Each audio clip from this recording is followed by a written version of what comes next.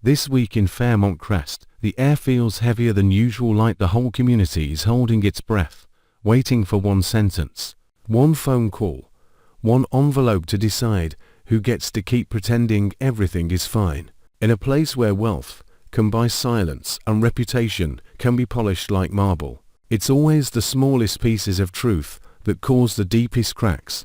And right now, the truth is circling the Dupree family like a storm cloud that won't move on. Chelsea is at the center of it, carrying news she calls important, but the way she carries it says more than the word itself ever could.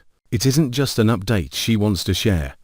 It feels like a confession she doesn't know how to make without changing the entire shape of her life. Chelsea has been waiting for her test results with the kind of patience that isn't comets forced, the kind of patience you learn when you've watched the women in your family smile through fear, when you've watched disease turn dinner conversations into whispered prayers, when you've watched a diagnosis become a shadow that follows everyone into every room. The possibility that she carries the BRCA gene is not just a medical detail in her world. It's a prophecy. It's a warning stamped into her blood, forcing her to look at her future and ask what it will cost to keep living the way she's been living. Because after her grandmother's cancer diagnosis, and after her mother discovered her own BRCA status, Chelsea's entire idea of later has started to collapse. Later is no longer promised. Later is no longer safe. Later is no longer something she can hide behind. And that shift, quiet, invisible, but absolute, is what has begun to change her from the inside out. What makes Chelsea's situation feel so unsettling that the important news could easily be exactly what everyone expects: the test results, a plan, a set of next steps. That would be terrifying enough. If she's positive, she have to make decisions that don't just affect her health, but her identity, decisions about prevention, about surgery, about surveillance, about living in a body that suddenly feels like it could betray her at any moment. Yet something about the way Chelsea has been moving lately suggests the truth may not be so simple. She isn't acting like someone who merely got information. She's acting like someone who has been given a deadline, someone who has heard a ticking sound in the walls and can no longer pretend it isn't there. The question isn't only whether her news is medical. The question is whether her news is the first domino in a chain reaction when one in her family is ready for. And then there is Madison, perhaps the most unexpected piece of this emotional puzzle. If the Duprees are a dynasty built on control, Madison is the kind of person who lives on instinct, creativity, and the belief that reinvention is a form of survival. Chelsea confiding in Madison first is not a small detail. It is a choice. It's a sign of where Chelsea feels safest, and also a sign of how afraid she is to let her family see her vulnerable. There is something intimate about trusting Madison with her thoughts before her own bloodline, as if Chelsea is trying to test the weight of her truth on someone who won't turn it into a strategy, a scandal, or a family crisis. With Madison, Chelsea can speak like a woman. With her family, she would have to speak like a Dupree. What Chelsea reveals in that conversation is just as important as the results she might be hiding. She admits the crisis is changing her, waking up a part of her that has been asleep. She doesn't want to live cautiously anymore. She doesn't want to be the version of herself that stays where she is supposed to stay. She remembers the old thrill walking into an airport, picking a destination without thinking, letting motion become an escape from fear. That image is vivid, almost cinematic. Chelsea under harsh fluorescent lights, the sound of rolling luggage and distant announcements, her heart beating with the kind of freedom that feels reckless but pure. It's the picture of a woman who doesn't want to die politely. She wants to live loudly, even if it scares everyone who loves her. But the real tension comes from Madison's reaction. Madison looks worried, not because Chelsea is dreaming, but because Chelsea sounds like someone preparing to disappear. It's one thing to crave change. It's another thing to talk like you're ready to cut every anchor. Madison may be hearing something beneath Chelsea's words: a desperation, a sharp edge, a hidden plan that feels too extreme. Is Chelsea imagining a fresh start, Or is she imagining an escape route? And if Chelsea's important news is more than her BRCA results, if it includes a decision she's already made, then Madison isn't just listening. Madison might be the only witness to the moment Chelsea begins to break away from everything. While Chelsea's fear simmers beneath the surface, the romantic world around her is burning hotter, and the timing could not be worse. In 2026, Fairmont Crest is not cooling down, it's boiling. Old triangles that seemed buried are rising again, reshaping themselves into new threats. Leslie is a perfect example of this dangerous revival. She appears to be enjoying something wild and thrilling with Detective Marcel Malone, letting the risk add flavor to her life. But Leslie never loves without calculation. Even when she is laughing, even when she is flirting, her eyes are always measuring the room, because somewhere inside her, Ted is still a name that matters. The fascinating thing about Leslie is that her freedom always has a shadow. She wants to be seen as untouchable, as the woman who moved on first, the woman who could replace a love story with a new one, and never look back. Yet the truth may be that Marcel is not a replacement at all. He may be a tool, a mirror held up in Ted's face. Leslie may be hoping Ted will notice, hoping jealousy will drag him back into her orbit, hoping Nicole will feel the stink, hoping the entire family will wobble when she smiles too loudly. And if that plan fails, if Ted doesn't react, if Nicole doesn't crumble, if Marcel doesn't stay obedient, then Leslie's next move could be darker than anyone expects. A woman who plays with danger doesn't always stop when the game ends. Sometimes she changes the rules. On the other side of that emotional battlefield stands Nicole, who has found her own kind of lightness with Carlton. Her dates with him feel like breath after years of pressure, a rare stretch of time where she can exist without being defined by the chaos around Ted. But for Nicole, joy is never simple. The moment she starts enjoying herself, the world around her starts sharpening its knives. Because Ted's relationship with Shanice is not just moving forward, it's intensifying. The doctor and the supervising nurse are becoming closer, and what begins as comfort quickly threatens to become heat, chemistry, something that cannot stay private forever. The more they lean into each other, the more inevitable it feels that the truth will explode into the open.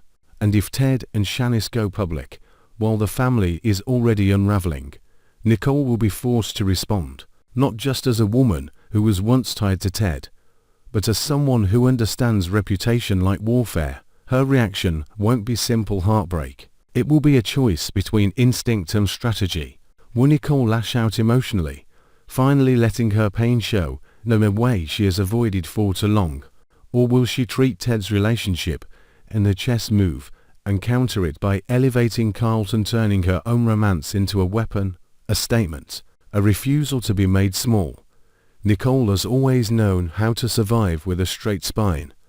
But survival comes at a cost. The more composed she becomes, the more her emotions turn into something sharp inside her. Then there is caught in the most dangerous emotional state of all, rebellious and vulnerable at the same time. Cot is the kind of person who can set the room on fire when she feels cornered, but she is also the kind of person whose heart breaks silently before it breaks loudly. If she witnesses Ted and Shanice in a moment that feels intimate, if she sees it when she is already raw, Cot could do something extreme, not because she wants chaos, but because chaos feels easier than helplessness. Sometimes people don't act out of anger, they act out of unbearable sadness.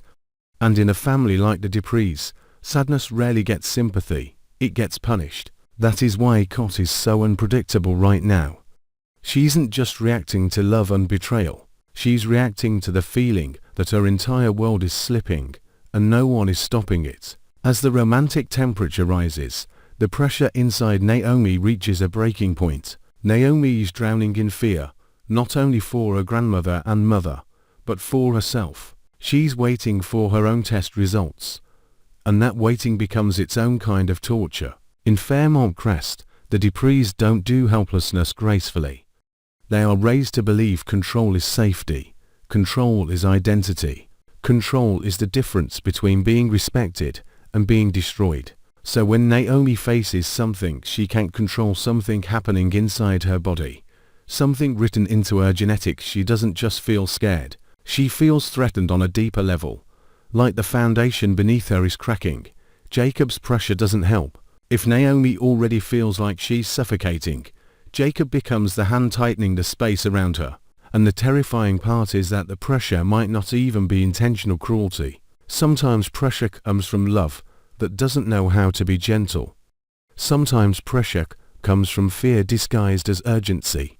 But regardless of his motive, Naomi experiences it as a demand. Decide, cope, move forward, be strong, be okay.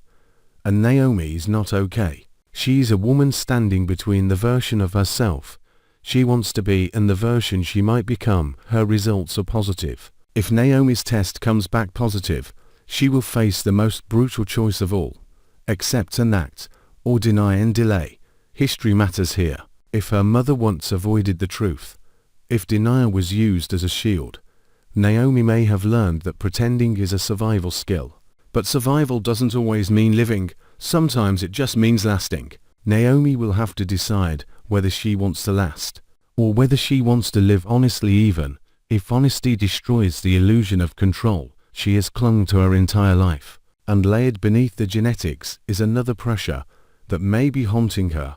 The question of children, the question of future, the question of whether she and Jacob are stuck in a cycle they refuse to name. Is Jacob's impatience really about the test? Or is it about the life they still haven't built? The life that keeps being postponed, like a promise that might expire.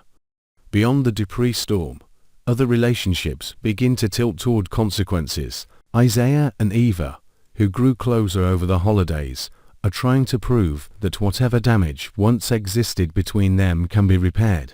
Eva has faced family troubles, and then she faces consequences to different kinds of pain that often overlap. Yet at least she has Isaiah beside her, offering comfort like a small shelter in bad weather. Their bond is the rare kind of softness that could survive in Fairmont Crest, but softness attracts predators. In a world where everyone is watching, even a healthy love story becomes a target, because stability is something other people want to steal. And then there is Derek, whose storyline carries the most chilling potential. He sees something he doesn't like, and the phrase alone feels like a warning. Derek could catch Ashley with Grayson to people growing close, meeting again, letting their connection deepen quickly enough to look suspicious. If Derek witnesses that intimacy, the question becomes what kind of man he chooses to be when rejected. Some men grieve, others punish. The most dangerous men do both at the same time, turning heartbreak into a weapon. Ashley's decision to call off the engagement is not just a romantic shift, it's a trigger. Did she end it because her feelings for Grayson are real?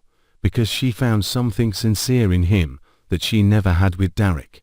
Or did she end it because she saw a darker side of Derek that she could no longer ignore?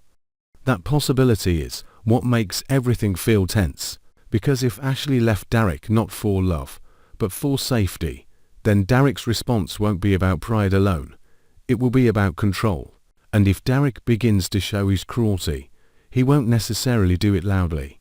He could do it quietly, through power, through manipulation, through seduction, through the kind of surveillance that modern lives make terrifyingly easy. Revenge doesn't always come with a gun. Sometimes it comes with a screen, with a file, with a whispered threat that no one else can hear. Grayson, too, carries unanswered questions. Is he genuinely falling for Ashley, pulled into her world with honest desire? Or is he playing his own game, hiding a motive beneath charm and timing that feels too perfect?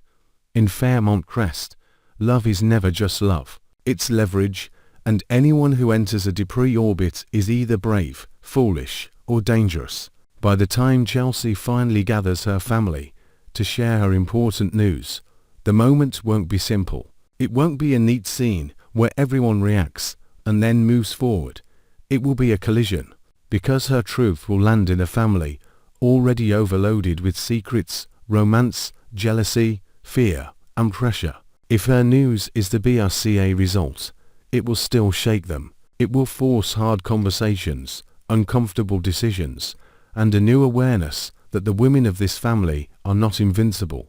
But if her news is something more, if Chelsea has already decided to run, to change her life overnight, to break away from the expectations that have trapped her, then her announcement could be the spark that lights everything else. And maybe that is what makes this week feel so intense. Not because any one storyline is dramatic on its own, but because all of them are feeding each other. Fear is making people reckless. Love is making people possessive. Pressure is making people cruel. And beneath it all, the Dupree name hangs like a crown that is starting to feel too heavy to wear. Honestly, there is something painfully human about Chelsea's crisis that stays with me even after the episode ends. That feeling of waiting for a result, waiting for a sentence that could change everything, and realizing you might not want to live the same way once you know. It's frightening, but it's also strangely clarifying. The idea that a single test could push someone to finally choose themselves, finally chase the life they kept postponing, feels both tragic and strangely brave, because sometimes the scariest part isn't the diagnosis. Sometimes the scariest part is the truth. It forces you to admit that you have been living carefully for other people, and now you don't know how to stop.